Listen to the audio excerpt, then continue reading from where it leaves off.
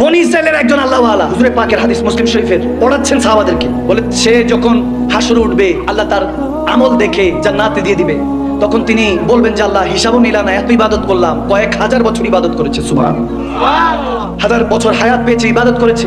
এমনও এসেছে যে এশার সময় ওযু করেছে, ওই এক ওযু দিয়ে ফজরের নামাজও পড়েছে, সুবহানাল্লাহ, রাত পার করেছে, তাহাজ্জুদে বসে কেঁদেছে। যখন বলল ব্যক্তি আল্লাহ এত আমল করলাম, এত সাদাকা, এত দান, এত হজ, এত ইবাদত, এত সিজদা, রিক্কাতুল বুকা, এত চোখের পানি, কোনো কিছুই তুললা না, সোজা জান্নাত দিয়ে দিলা, হিসাব করবা না।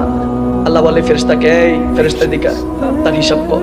হিসাব করা গেছে, দেখা গিয়েছে হিসাবের মধ্যে পেয়ারা নবী বলছেন শুধু বান্দার একটা চোখ রাখলো, আর তারা সারা বছর, সারা জিন্দেগি, হাজার বছর ইবাদত রাখলো।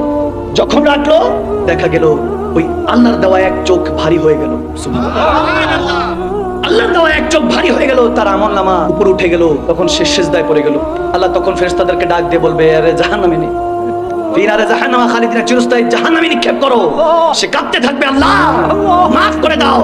আমার দয়াল নবী পড়াচ্ছেন মুসলিম শরীফে হাদিস, হাযা হাদিসুন সহিহ, বলতেছে বান্দা শুকরিয়া করলা না, তাহলে তুমি সব হারাবা।